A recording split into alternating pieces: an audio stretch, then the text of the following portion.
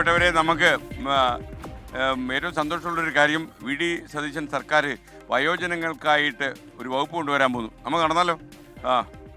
ഇപ്പോൾ പ്രായം എത്രയായി ഞാൻ ചോദിക്കുന്നില്ല, മൊത്തം ഗ്ലാമറസാ. പ്രായം ഒരു സ്റ്റേറ്റ് ഓഫ് മൈൻഡാണ്. അതായത് നമ്മൾ വയസ്സായെന്ന് വിചാരിച്ചാൽ നമുക്ക് വീട്ടിൽ ചടഞ്ഞു കൂടി കിടക്കാം. ഞാനിപ്പോൾ 86 വയസ്സാകാൻ പോകുന്ന ഒരു മനുഷ്യനാണ്. ഫുൾ പട്ടാളത്തിൻ്റെ ശക്തിയാ. പട്ടാളത്തിൻ്റെ ശക്തി തീർച്ചയായിട്ടും ഉണ്ട്. പക്ഷെ അതിനേക്കാൾ കൂടുതൽ കൃഷിക്കാരൻ്റെ ശക്തിയാണ്. ഞാനൊരു കൃഷിക്കാരൻ്റെ കുടുംബത്തിൽ ജനിച്ച ആളാണ്. ഇടപ്പഴിഞ്ഞിയിൽ കുറുപ്സ് ലൈനിൽ കേശവ കുറുപ്പിൻ്റെ കൊച്ചുമോനാണ്. അപ്പോൾ രാവിലെ എൻ്റെ ജോലി എന്ന് പറഞ്ഞാൽ വയലുകളിൽ പോയി എത്ര വെള്ളം ഉണ്ടെന്ന് നോക്കുക, അത് തിരിച്ചു വരുമ്പോൾ ചിലപ്പോൾ കറവക്കാർ വന്നില്ലേ പാല് കറക്കുക, ഇതൊക്കെ ചെയ്ത് ഒരു ഒരു ഒരു ബേസ് ഉണ്ടായിരുന്നു എനിക്ക്. സൈന്യത്തിൽ ചേരുമ്പോഴത്തേക്കും ടഫ്നെസ് ഓട്ടോമാറ്റിക്കലി. പ്രായത്തിൽ സൈന്യത്തിൽ പോയി. ഞാൻ 22 വയസ്സിൽ ചൈന ഇന്ത്യയെ അറ്റാക്ക് ചെയ്തപ്പോൾ MSc പഠിച്ച് സ്കോളർഷിപ്പ് ഓസ്ട്രേലിയയിൽ പോകാനായിട്ട് സാങ്ഷനായി കിടക്കുമ്പോൾ അത് വിട്ടിട്ട് ഞാൻ സൈന്യത്തിൽ ഓഫീസറായിട്ട് പോയി. ഏതൊക്കെ യുദ്ധം കണ്ടു? ഞാൻ 62-ലാണ് ജോയിൻ ചെയ്തത്. അപ്പോൾ യുദ്ധം തീർന്നിരുന്നു. പിന്നെ 65, 71. ഇൻഡോ പാക് യുദ്ധത്തിൽ പങ്കെടുത്തോ? തീർച്ചയായും 2 സ്ഥലത്തും. പടിഞ്ഞാറും പങ്കെടുത്തു, കിഴക്കും പങ്കെടുത്തു. രണ്ട് സ്റ്റാറും എൻ്റെ നെഞ്ചിലുണ്ട്. ഉള്ളിലും സ്റ്റാറാ ആണ്.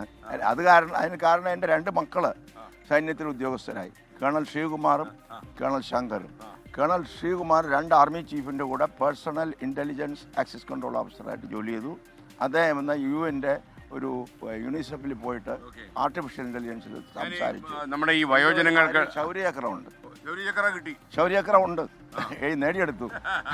ചെറിയ കാര്യമല്ല. അയാൾ മിലിറ്ററി അറ്റാച്ച് ചെയ്തു. അതോടൊപ്പം നമ്മുടെ ഈ വയോജന ഡിപ്പാർട്ട്മെന്റ് വൃദ്ധജനങ്ങൾക്ക് അത് എങ്ങനെ ഉപകരിക്കണം? അവർക്ക് ശരിക്കും ചെയ്യാന്ന് വെച്ചാൽ ഒരു പ്രശ്നവുമില്ല. വയോജനങ്ങൾക്ക് അവരുടെ ഓക്യുപ്പേഷൻ ഈസ് മോസ്റ്റ് ഇമ്പോർട്ടൻറ്റ് ഏറ്റവും. പിന്നെ അവർക്ക് ആരുമില്ല എന്നുള്ളൊരവസ്ഥ വരരുത്. കാരണം എന്ന് വെച്ചാൽ മിക്കവാറും വയോജനങ്ങളുടെ കുട്ടികൾ പുറത്താണ്, പ്രത്യേകിച്ചും കേരളത്തിൽ NRIs ഒരുപാടാണ്. അങ്ങനെ വരുമ്പോഴത്തേക്ക് അവർ വിചാരിക്കണം പണം കൊണ്ട് അത് കോമ്പൻസേറ്റ് ചെയ്യാം. അച്ഛനൊരു വലിയ വീട് കൊടുത്ത് ഒരു കെയർ ടേക്കറേയും കൊടുത്തിട്ട് അവർ സ്ഥലം വിടും. അത് ശരിയല്ല. ഇമോഷണൽ സപ്പോർട്ടാണ് അവർക്ക് ആവശ്യം. അതിനുവേണ്ടി കൂട്ടായ്മകൾ ഉണ്ടാക്കണം.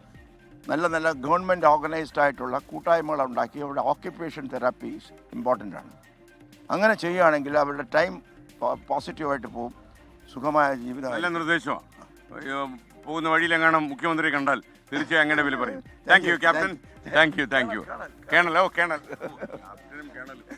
നമസ്കാരം. ഇങ്ങോട്ട് പോകുന്നത് ഓടം പോവുകയാണ്. ഓടയും എല്ലാം ചെയ്യും. 10-20 കിലോമീറ്റർ. നന്നായി. ആ കേണൽ, അപ്പോൾ കാണാം.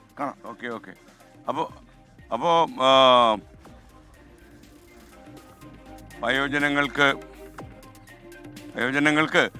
ഒരുപാട് ആശ്വാസം കിട്ടുന്ന ഒരു വകുപ്പ് വരാൻ പോകുന്നു എന്നുള്ള ഇതുണ്ട്.